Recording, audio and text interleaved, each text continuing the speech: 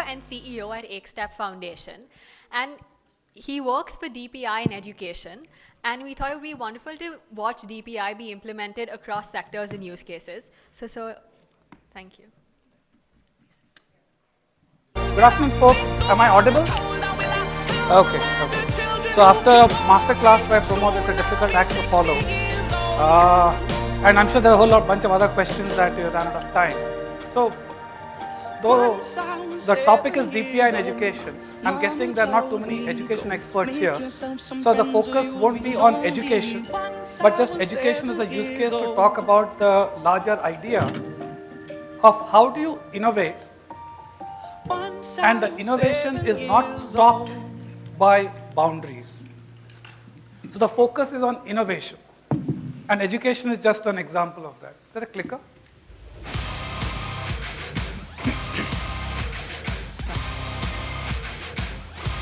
I'll talk for around 20 odd minutes and then have a bunch of questions after. So, Step Foundation was set up by Nandan Nilekani, Rohini Nilekani and myself in 2015. Pramod is the CTO, one of the many hats he wears, and the others, we're all part of the Aadhaar startup team. That's where we came together and had a transformational journey of building our DPI around identity.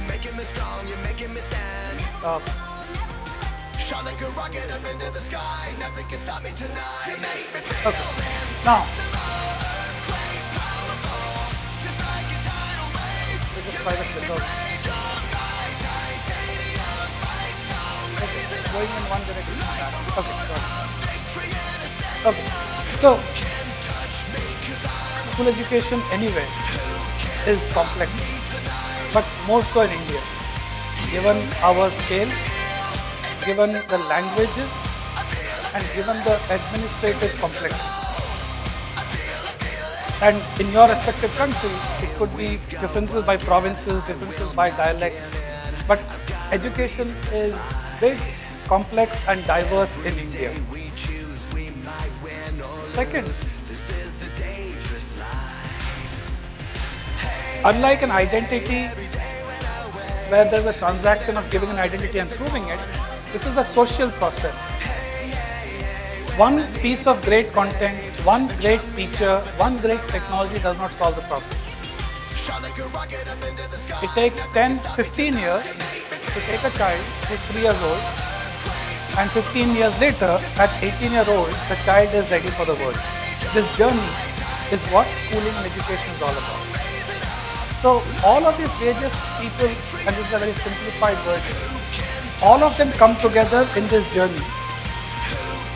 And therefore, this journey varies by country, within a country by province, within a province by administrative unit, and within an administrative unit by school, and within a school by classes, right? What's the problem with that? How many of you have heard of great innovations in education that did not really scale up beyond a point? Okay, right? In general, how many of you have heard of innovations that sounded great in conferences, that sounded great in research papers, that sounded great in various public meetings, but they could not scale up to meet the full objective? It could be in any sector, health, identity, payments, etc. Why is that? Every innovation needs a barrier. Some of the barriers I talked about, language is a barrier, administrative boundary is a barrier, technology is a barrier, culture and habits are barriers. Any other barriers that you can think of with respect to your own field of work in your own country? What are the barriers that prevent innovation from taking off? Money is a barrier. What are the other barriers you have seen? Anybody?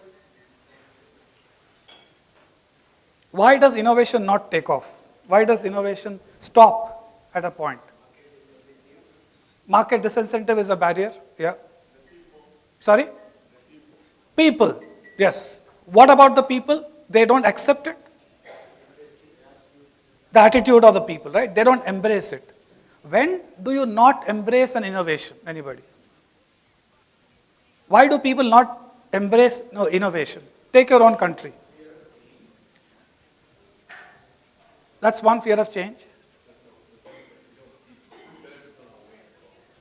Yeah, you see the costs as much more than the benefit. You don't see the benefit, you see the cost, right? But the important thing is people don't embrace the innovation, right? When I started my ride-sharing platform, right, we had to have the budget. We thought that if there was an opportunity to make an income, we would do it right away. But what we realized was that we didn't have dignity in work. Dignity at work. So, no one grows up to become a bike taxi driver. And they didn't want to be seen as someone giving a ride to someone else. Yeah. And there was a situation where, they were embarrassed to receive a cash payment, and particularly when there is a lady behind. So we had to innovate on making a digital payment so that they would not be seen giving money Yeah. to someone else. So that was one of the biggest Yeah. barriers that we saw in our own experience. Dignity in using that innovation or lack of it, right? In ride sharing is what you explained. In education, if the teacher's dignity in using a particular piece of technology is reduced, if the doctor's dignity, nurse's dignity, the banker's dignity is reduced, what's the probability that they'll accept something, right? So very important, and this is connected to what Pramod briefly touched upon as +1 design. Also, we call it as what is people-centric innovation, as opposed to technology-centric or system-centric, right? So, any other innovation barriers you have encountered? This is a great list already.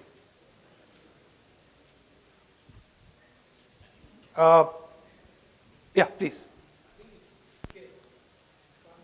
Scale. So, what is that barriers to scale?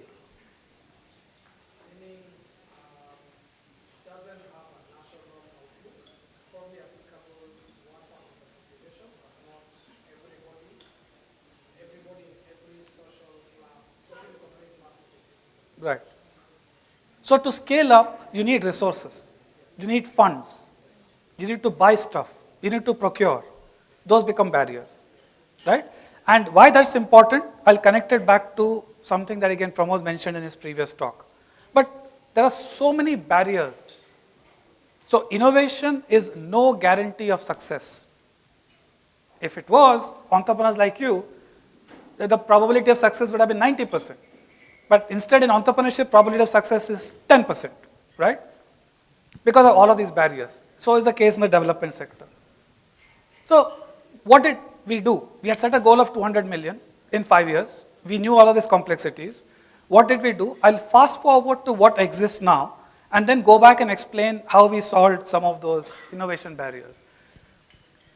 I'll give an example of Diksha, which is India's national platform for school education, and which was set up in 2017. And Ekstep worked with the government of India to set it up. I will go into the details of that later if you have time. But what we started with was not the end consumer. We started by creating infrastructure, digital public infrastructure. Is someone clicking or is it, somebody is clicking? This is not working? That is just for you to feel comfortable. Oh, that I did not know. Okay, now that's an innovation. That's to keep my dignity, by the way. Keep pressing, it doesn't matter. Yeah. So, you start with infrastructure on which multiple solutions are built. Each solution is meant for a specific use case, for a specific user in a specific context, right? And then each of these are national level programs. What's the difference between this and this? This is technology. This is where funds, resources, workflows, accountability structures come in. And then on top of this, next slide. Okay. Yeah, okay. And on top of that, you have the actual use cases on the ground, which is people being tested, classes being managed, actual learning content, question banks, revision. So the end teacher or the child is dealing with this. But at scale, this is only possible because of, with this, the outer blue layer. It can only reach scale because governments have invested resources against these programs. And administratively, what is each program? There is a budget, there are resources allocated, there's an accountability structure, there's an expectation, and there's a follow-up, right? These are programs. What do programs use? They use solutions. How are the solutions created? Using infrastructure. This is the architecture of DPI-based solutioning. A programmatic architecture, not a technical architecture. Why this is important is, next slide. Next slide. Yeah, just keep clicking this until, that's one more. No. Okay. Maybe one more? No. Okay. So what happened in 6-7 years? Because of what I showed you earlier. 61 billion with a B in India, if you hit scale, big numbers, of learning. 180 million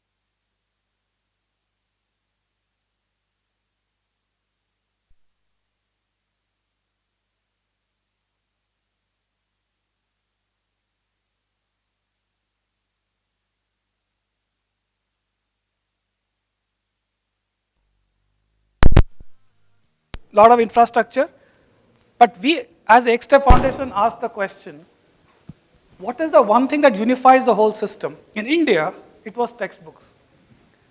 Every year, across school and college, we publish up to 1 billion textbooks every year and given free of cost.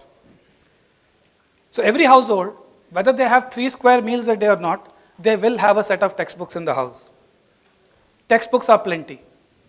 So the question we asked was not what is not there, like connectivity, etc., what is there? So if textbooks are there, and culturally, habitually, textbooks are used every day, culturally they're very much respected, so they're kept carefully in the house. So the +1 that Pramod talked about, we asked what's the smallest thing we can insert in a textbook? And that smallest thing is a QR code. In an existing textbook, you insert the idea of QR codes. What happens then? The QR code becomes a digital window to a digital world. And therefore, why does the textbook matter? You trust the textbook, teachers teach from the textbook. At that point in the textbook, you have a query about the topic that you're reading, not a query in general. At that point, you go through a trusted digital window into a world of content. Very simple idea. It's like a GPS, right? And there were a lot of use cases. You can learn using that, you can practice maths, you can, if you are behind, somebody could do a remediation, you can assess, prepare for, if you're teachers, you can prepare for a class, you can plan your class, you can teach. All of these are use cases around a very, very simple idea of QR code in textbooks. It provided the link between the physical world and the digital world. Why is that important? Physical is the habit. You're just changing one small step in what they do. That is +1 thinking. So it is not about the best technology. It's about when you're thinking of DPI, how do you design it so that for the whole ecosystem, each element of the ecosystem just has to make one extra step in what they already do. Teachers already teach using textbooks. Children already learn using textbooks. Printers create textbooks. So they just have to add a QR code in the textbook. Oops, okay. So that idea was designed in a way that states could take forward that innovation. So some states use that idea to have QR coded textbooks for teachers. Some use that idea to have, that this is during pandemic, QR codes for the parents in the diary to explain to the parent how to handle mental and physical wellness of the child during pandemic days. So the QR code was an infrastructure which states, provinces could use in the way they want. It did nothing more than that. It was not that because of QR code the content was ready. The states could decide what content. They could decide where to put the QR code. They could decide how many QR codes in each chapter. All decision is theirs. So, and this is another example. So a teacher completes a course, a QR code is there, so that you can now verify that the teacher actually completed it. Pramod talked about verifiable credentials. The same idea is used as verifiable credentials, same idea is used as communication with parents, the same idea is used for capacity building of teachers, and the same idea is used for learning by the students. Next slide, please. It does not stop there. Pramod talked about how you could measure the data across 200,000 operators, 40,000 devices. Data is a very, very crucial element of any DPI. Here, every action of every user was captured as anonymous data. This is, on the x-axis you have time. 10 a.m. you see a spike. The usage starts, right? And there's a dip at a snack time, right? And at lunch break there's a dip. This pattern was consistent week after week, and they come back home and at night they're studying, obviously except Friday night, why would you study? So this, what was known as the ECG of India studying, is now available to each state that is signing up for this with the government of India. So each state knows how its students are using their content. So the patterns of learning, what is not important is whether you have great content when you begin.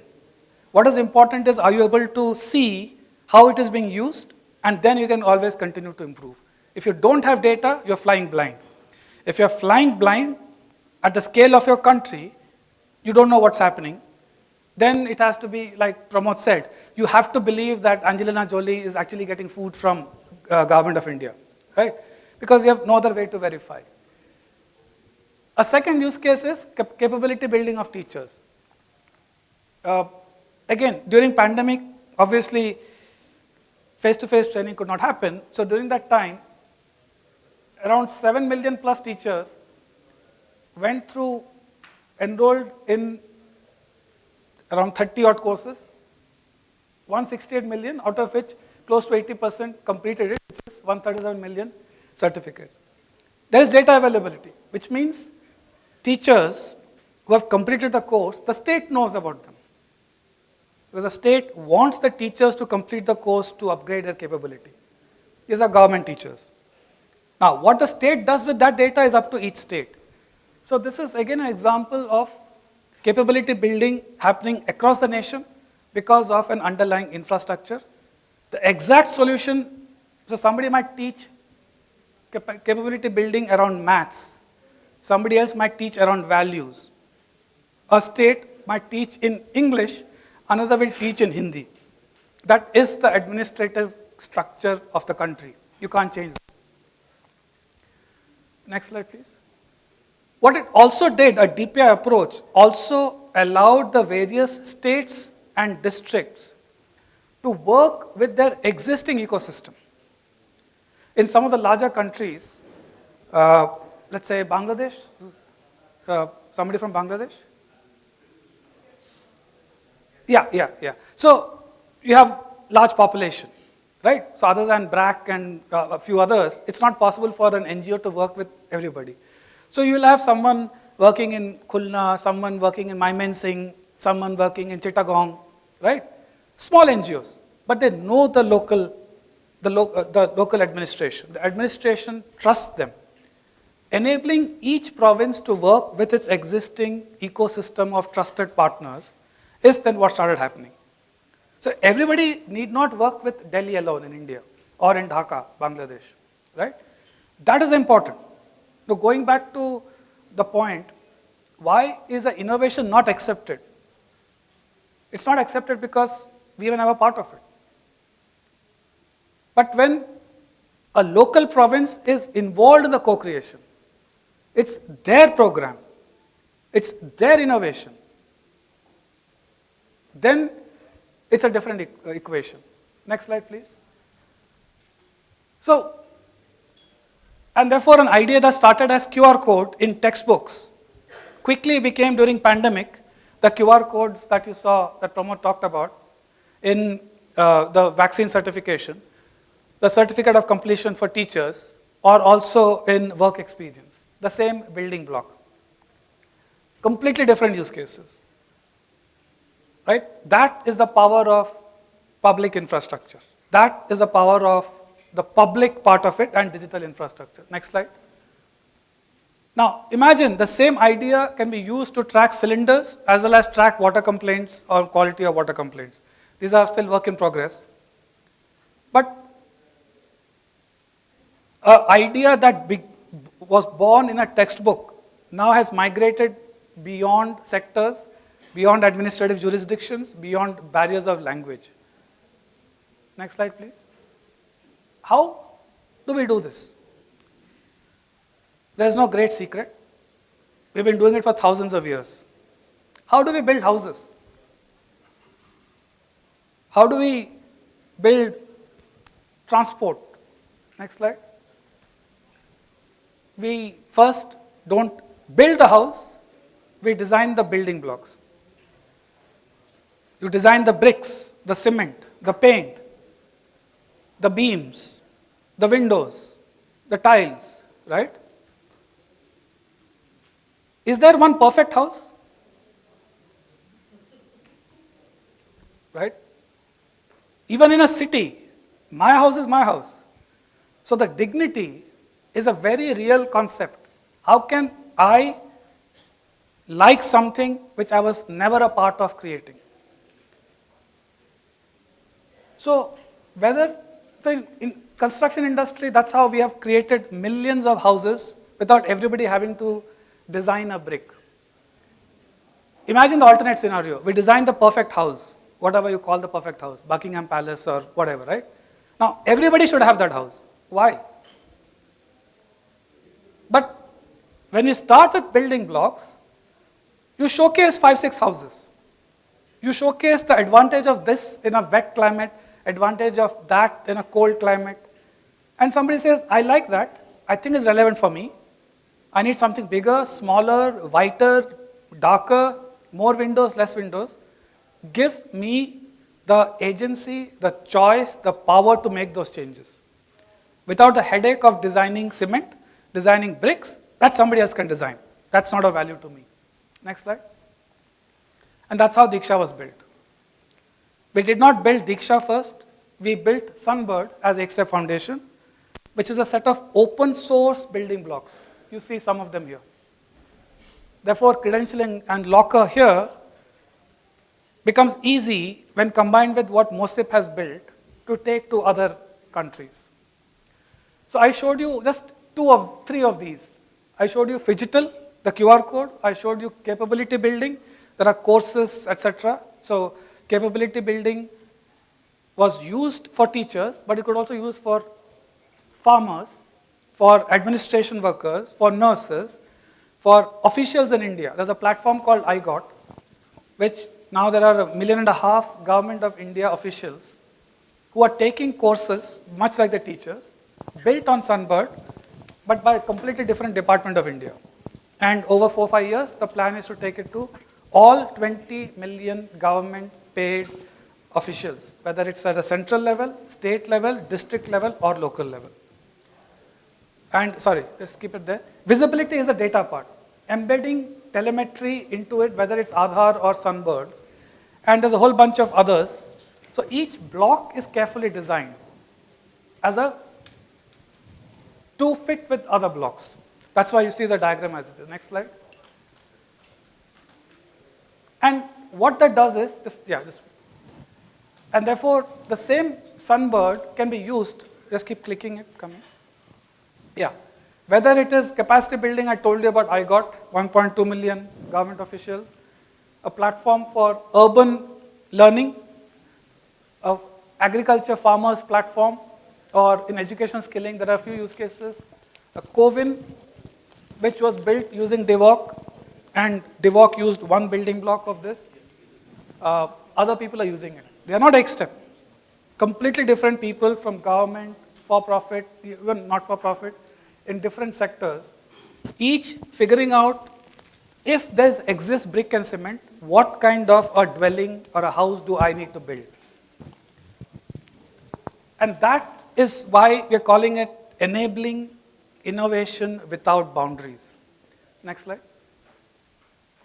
And again, so some of you may have used it, but that's how Sunbird went beyond India. As part of DevOps, 2 billion CoWIN certifications, few countries have used it, others are going to be using it. Next slide.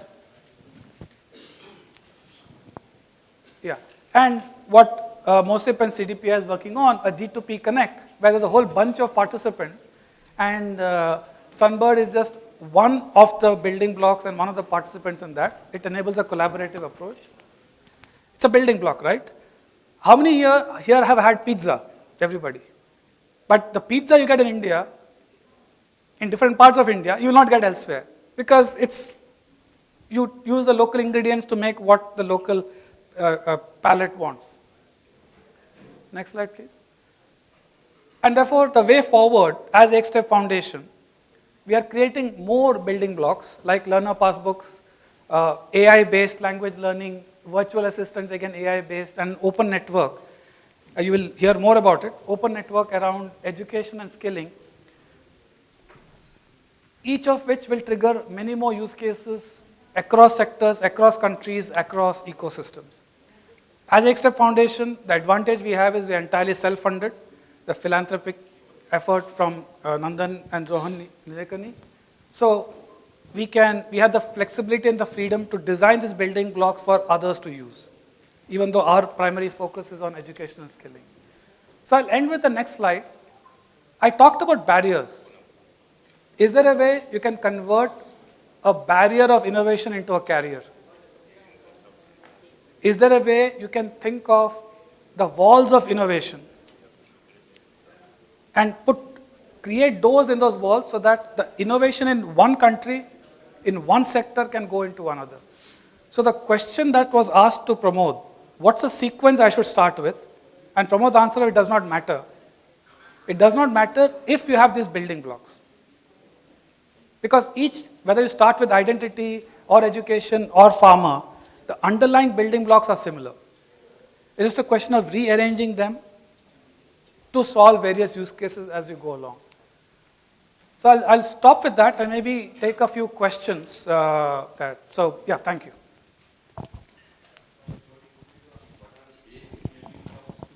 Set up a similar ecosystem, say a SchoolNet sort of system. What are the basic building blocks that needed? What I'll do is, I will go through a quick round of questions, because if all the questions are there, maybe I can try to answer more of them in less time. So what are the building blocks in education, right? Okay. And if someone can just note it. So that, and yeah. Okay. Anybody else? Any other thoughts, questions, comments? You spoke about, I think I'll just speak. You spoke about the ecosystem approach, and you quickly ran through, I think I saw some of the agriculture and health kind of. It would be good if you can just double click on that and talk us through. Yeah. So how did the other ecosystems use it? Exactly, thank you. Got it. Building blocks, other ecosystems, yeah. Yeah. Functional ID, yes. Okay, yeah. Go ahead, I'll repeat. The functional ID in education system. Functional ID, for example, the student's ID, teacher's ID and other stuff, how it is connected with the Aadhaar and other stuff. Yeah. How it's working. How is that happening? I'll come back to that. Yeah. Any other question? Yeah, ma'am. So you spoke about QR codes on textbook, and I was wondering, you were able to use that same QR code to monitor. I mean, you could see when they went on break and when they were not on it. So does it mean that every time they were going to use a textbook, they'll scan the QR codes first? I mean, I'm trying to understand. no. So how were you able to Yeah. effectively use that QR codes to monitor, The data, track behavior and education? Thank you. Yeah. Okay, I'll come back to that. Any other question? Okay, so let me start by answering this, and the most specific, and then to use the QR code, you need an app. What happens is, when you use the app, the QR code opens up content, and then you're using the content on your device. The device could be a personal device.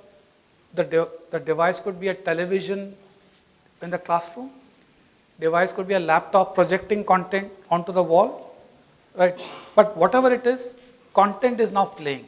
When content is playing, you know what content was played, what time to what time, how much time it was played, and what within the content was clicked. This is all available as anonymous data.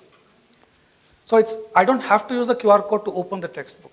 But when I open the textbook, if I as a teacher want to explain water cycle, and the textbook is just a diagram, I want to show a video regarding it, I use that by using maybe the school laptop, if the school has. In some cases, teachers just show it on their phone, right? That usage gets captured. That's one. On the student identity, so Aadhaar was there. A project that's now starting is a project called Avsar, which means opportunity, where every student will get a unique identity, either linked with Aadhaar or not, given by the state or not, voluntary, so that if the same child goes from one province to another, the learning outcomes can be kept track. So the child goes from one province to another, getting admission should be easier for the child, because the system knows it's the same child, right? In this, the more complex thing is the policy, not the technology. And that's why even though we have cracked identity, what's the right policy? How will the states exchange data? Privacy laws, security, data laws, right? So just 6 months ago, this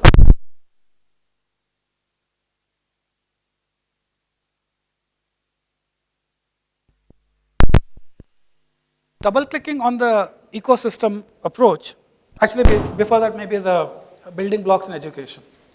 So we defined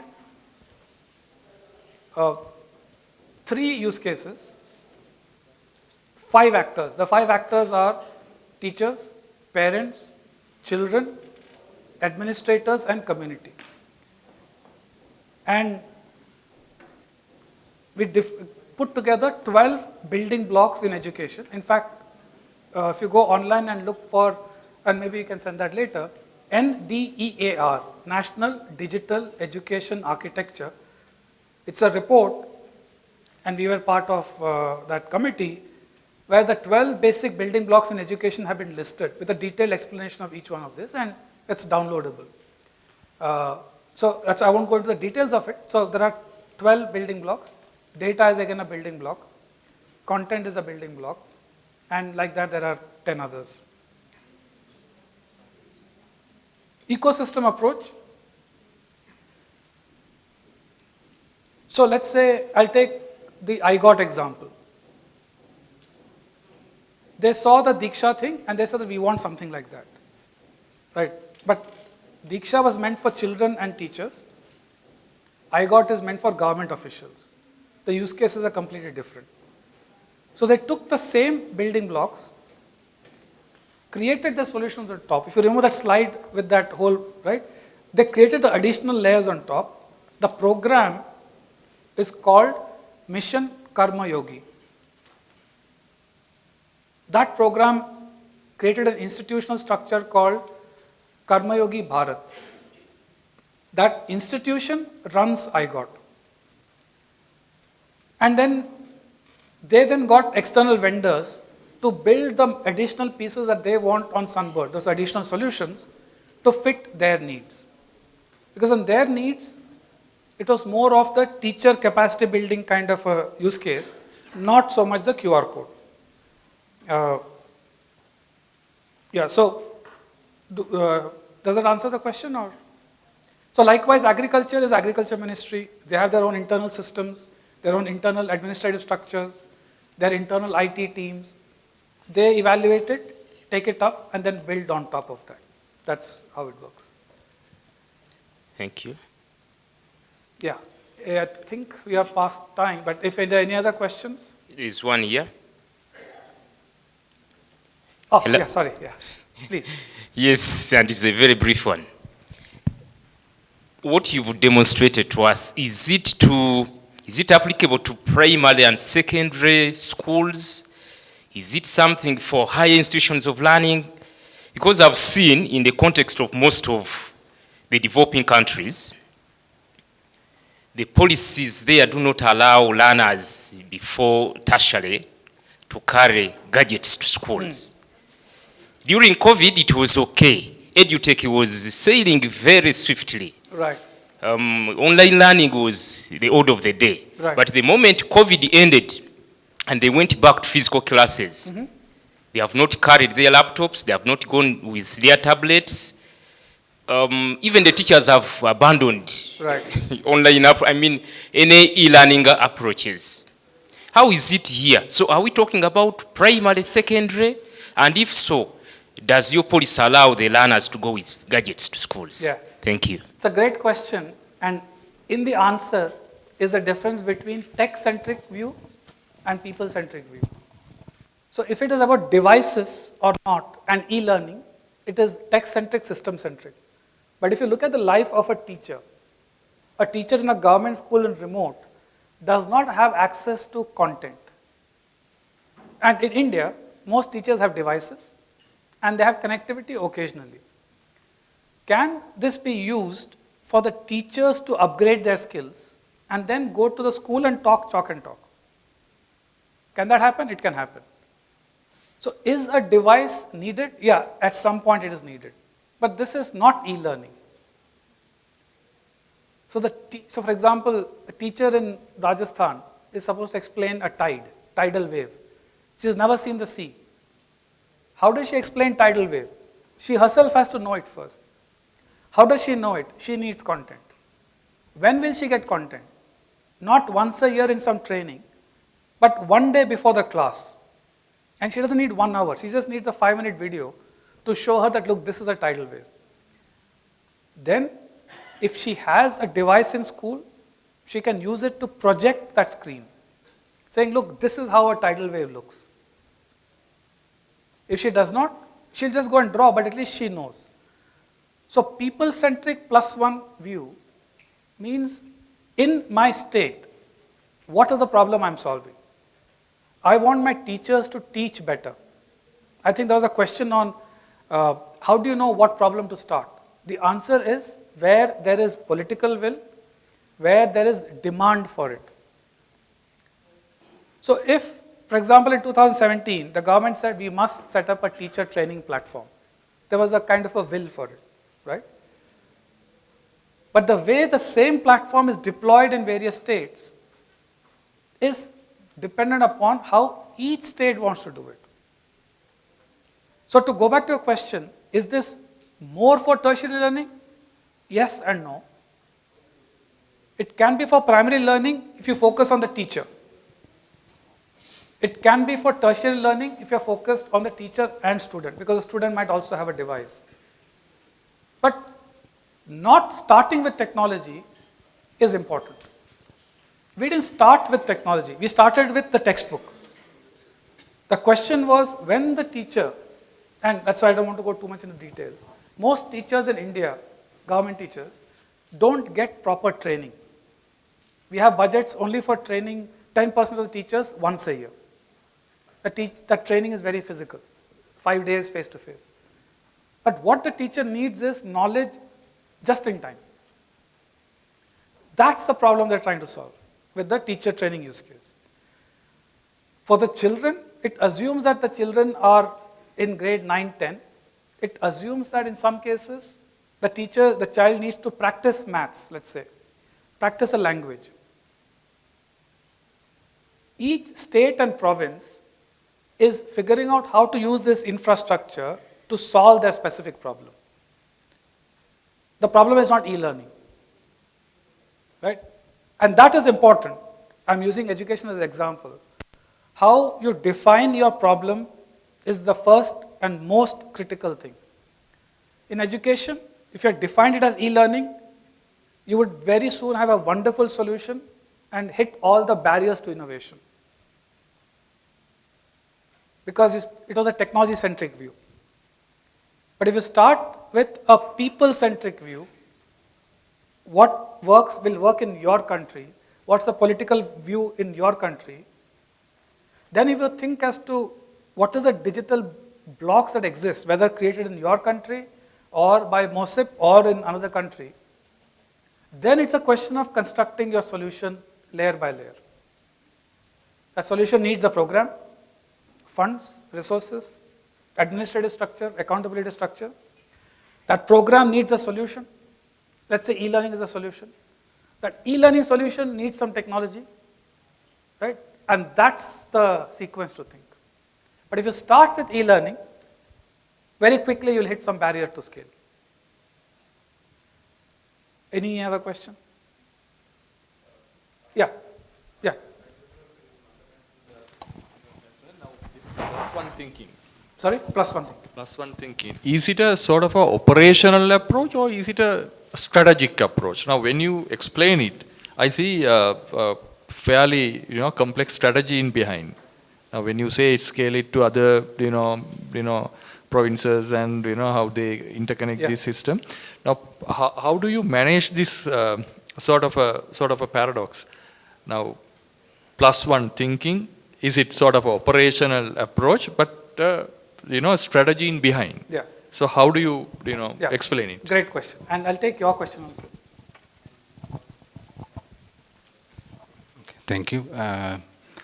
My question is in terms of infrastructure. This platform requires scalability, availability. So how will the infrastructure arranged and made available? Is it a private cloud, public cloud, or a physical data center? Great question. I'll answer both.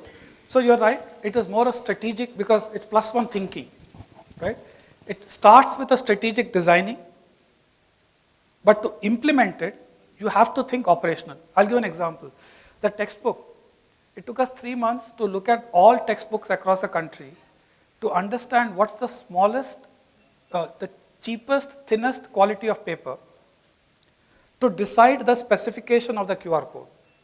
And because the cheapest was some 70 grams per square meter GSM, and because understanding what kind of mobile phones exist that time, we decided that the size of the QR code has to be standardized as 2 centimeter by 2 centimeter across the whole country. Very operational, but the thinking is strategic. The implementation will have to take operational constraints into account.